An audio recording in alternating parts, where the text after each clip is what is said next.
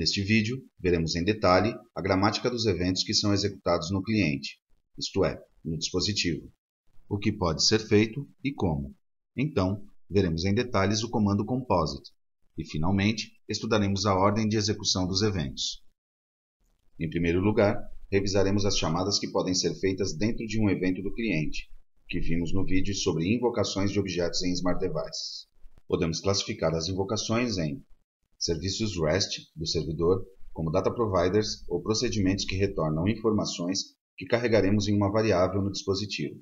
Devem necessariamente estar expostos como serviços REST. Não podemos chamar um procedimento interno a partir do dispositivo, se estivermos em uma aplicação de arquitetura online. Veremos o caso offline mais adiante. Também podemos desejar, em um evento no lado do cliente, inserir um novo registro na base de dados, sem precisar solicitar informações ao usuário.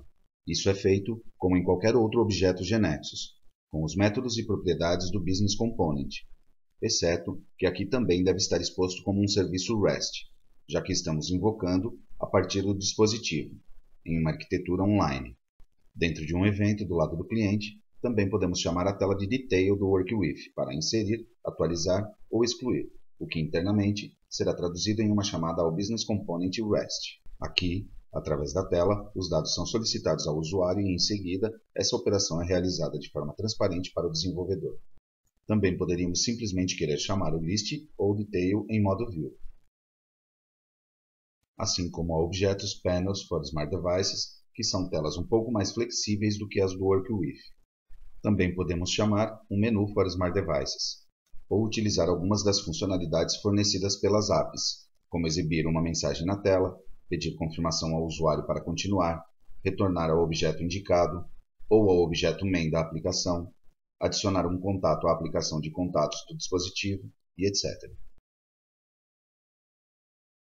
Também é possível invocar um Web Panel. Este se abrirá no navegador do dispositivo mantendo a Application e Status Bar de nossa aplicação, desde que o navegador seja o Chrome para Android e Safari para iOS. Caso contrário, ele abrirá o navegador default ao qual o quadro é removido, para que seja mais semelhante ao restante da aplicação. Tudo isto referente a invocações. Os comandos aceitos no momento são os exibidos. Por exemplo, um controle pode ser feito visível ou invisível. Pode-se configurar a classe. É possível utilizar estruturas de controle if, do case e do while. Por enquanto, não estão incluídas as for-in, nem os métodos como add, dos SDTs ou business components. Essas estruturas aceitam expressões booleanas que podem incluir tudo o que é conhecido, exceto invocações, UDPs ou métodos de external objects.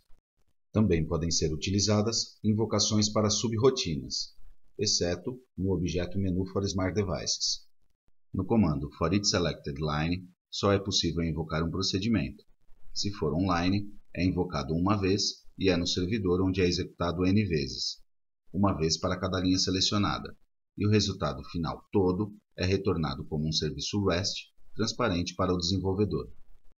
Nas atribuições, a uma variável simples pode ser atribuída uma expressão ou uma invocação a um procedimento que retorna o valor, mas a um elemento de SDT ou Business Component apenas é possível lhe atribuir um valor, não uma expressão.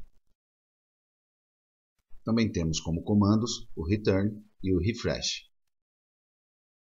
Em relação ao comando composite, que havíamos visto em vários vídeos, este evento é utilizado apenas em eventos do lado do cliente em Smart Devices, quando devem ser feitas duas invocações ou mais em um evento, e neste caso é obrigatório agrupar todo o código do evento dentro deste comando.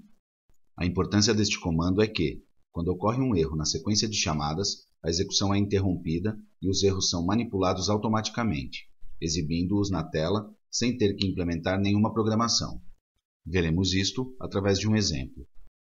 Suponhamos que entre os palestrantes de uma conferência queremos permitir a adição de um novo, inserindo-o na base de dados e em seguida associá-lo a esta conferência. Então, ao acessar a tela de palestrantes de uma conferência, Session Speaker do WorkWith Device Session, adicionamos um botão Add para realizar esta operação. Aqui vemos então o evento associado ao botão Add. Seus comandos estão embutidos no bloco Composite and Composite. Por quê? Porque temos mais de um comando dentro do evento. Além do mais, podemos adicionar muitos mais comandos dentro desse mesmo evento. Observemos o que programamos neste bloco Composite and Composite. A primeira coisa que fazemos é invocar o detail de palestrantes, em modo Insert, passando como parâmetro uma variável Business Component do tipo Speaker, para que nos devolva carregados ali os dados do palestrante que o usuário acabou de inserir no detail, ao retornar da invocação. Em seguida, chamamos um procedimento que, passando-lhe o ID da conferência na qual estamos posicionados e o ID do palestrante inserido há pouco, adicione esse palestrante a essa conferência, na tabela correspondente ao nível Session Speakers. O procedimento terá como parâmetro de saída uma variável do tipo de dados SDT, pré-definido Messages, retornada automaticamente por todo Business Component quando utilizamos seu método getMessages. Dentro do processo, a carregaremos com as mensagens de erro ou avisos que nos interessam. Desta forma, no retorno essa variável é inspecionada automaticamente, e no caso de warnings, as mensagens correspondentes são exibidas e a execução continua, e em caso de erro, a mensagem também é exibida, mas a execução é interrompida. Este procedimento deverá estar exposto como serviço REST, já que é chamado a partir de um evento do lado do cliente. Se não houve erros, o comando seguinte é executado. O método confirm da API interop exibe para o usuário a mensagem especificada e oferece a possibilidade de continuar com a próxima execução pressionando OK, ou interromper ali pressionando Cancel. Se pressionar OK, a próxima invocação será feita e o contato será adicionado na agenda de contatos do dispositivo. Novamente, se essa operação for bem sucedida, se passa para a próxima sentença, onde, neste exemplo, estamos deixando vazio o Speaker Name do Business Component Speaker e tentamos salvar.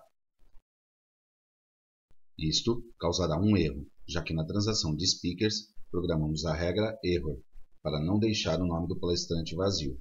Então, veremos como a mensagem de erro correspondente à regra será mostrada, ou seja, adicionamos isto para forçar a execução da regra de erro do Business Component. A mensagem Success não será exibida, pois a execução foi interrompida aqui. Esta é uma grande diferença com as aplicações web, pois nestas, quando dentro de um evento um objeto chamado produz um erro, a execução não é interrompida, continua na próxima sentença e é o desenvolvedor quem deve se encarregar de manipular os erros e programar as ações a serem tomadas. O comando Composite, por outro lado, é o que faz com que quando ocorre um erro em uma sequência de chamadas, a execução pare e os erros sejam manipulados automaticamente, exibindo-os na tela sem precisar implementar nenhuma programação.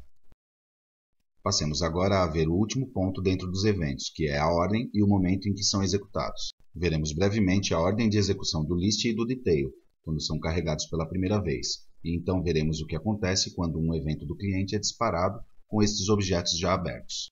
Para os Panels for Smart Devices, será o mesmo que para o list, e para os que têm o SD Components, valerá o mesmo que para o detail.